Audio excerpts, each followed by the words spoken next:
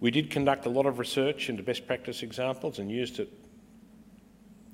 that work ceaselessly, and it was particularly successful, particularly with respect to the Pebble project work from the States, when arguing for certain kinds of design outcomes on the new tertiary hospital that we're involved with. We constantly foregrounded lifetime costing, arguing that that needed to be understood and it was a responsible position for government to take over initial cost. We attempted to establish design champions in different government agencies so that there was a receptive voice and someone who would call you when there was an issue that needed to be resolved.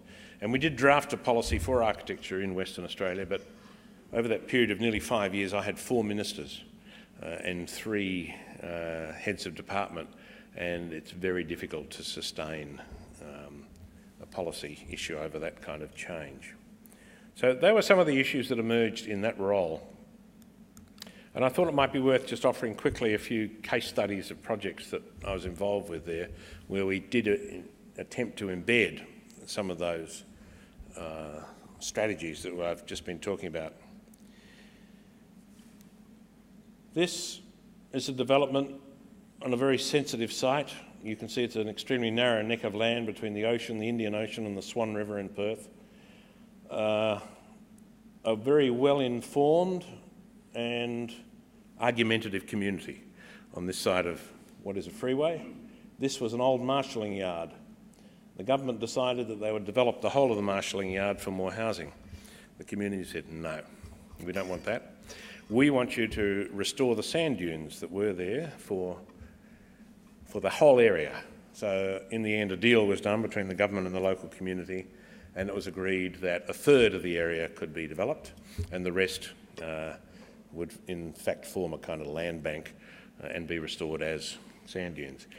The outcome of that was a higher density development than was initially proposed, and it was agreed that a set of built form guidelines would be prepared that would talk about view corridors, talk about heights, would talk about public amenity, all sorts of things. It's a fantastic site. It has a railway station right here, the ocean, a brilliant beach just here, and wonderful views up and down the coast. North is straight up the page. So I got involved with the City of Fremantle in drafting those design guidelines. The community elected a representative. They were a savvy community. They elected someone who they agreed had the expertise to work in that capacity, and he proved to be a terrific boon all the way through the process. The city put the mayor and their chair of the planning committee and their director of planning on the project because they understood that it was a very sensitive political issue and councillors would lose seats if it went the wrong way.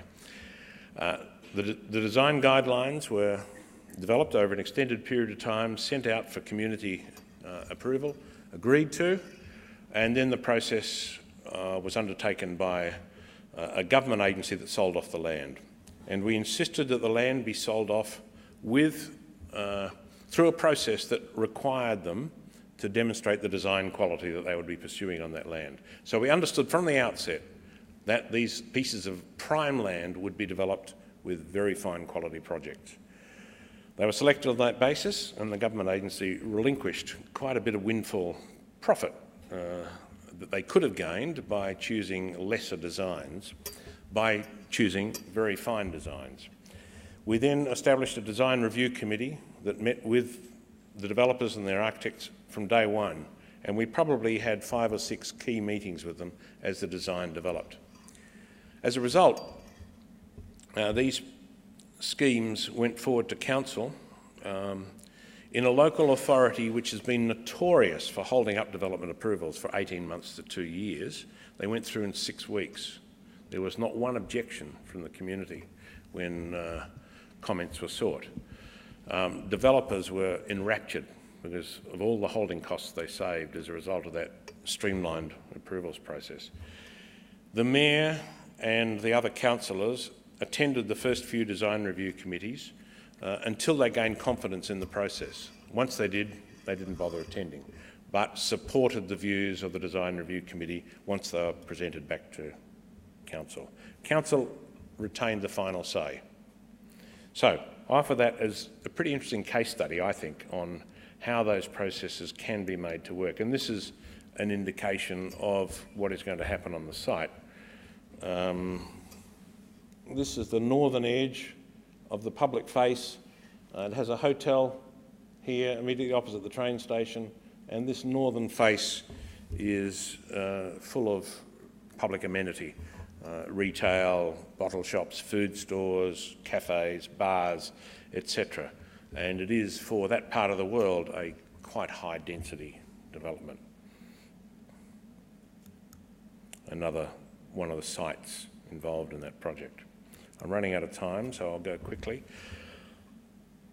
This is a building that's coming up now that my office was heavily involved with. We ran an international competition to deliver a very good theatre, and we were very fortunate in getting an outcome which was both international and local. Kerry Hill is an expatriate Australian who lives in Singapore, has lived in Singapore for many years, and he's now re-established an office in Western Australia to do this project, which will be a very fine building. And we have a very good acoustic consultant on this one from New Zealand, in Harold Marshall, who in fact taught me acoustics many years ago. He also taught Kerry Hill acoustics, as it happens. It came through an open international competition process, and we learned a lot through this process, and we had to take Treasury screaming and kicking through this one. But in the end, everyone is going to be very proud of the building that is delivered. Just a few more images of that building. This is an interesting process. This building was delivered through an interesting process, again under construction at the moment. It was a site owned by the West Australian Planning Commission on top of a new underground railway station in the centre of Perth. And we wanted to seek a building that had a minimum of 5 stars, 5 green stars, and offered a very good urban design and architectural outcome to the city. The selection process was divided into 2 committees. One was dealing with architectural quality, and the other one was dealing with economic outcomes. And whenever you have that kind of process in place, there are problems, and you often end up with the second best project. This is a good project, but it's not the selected one from the design panel.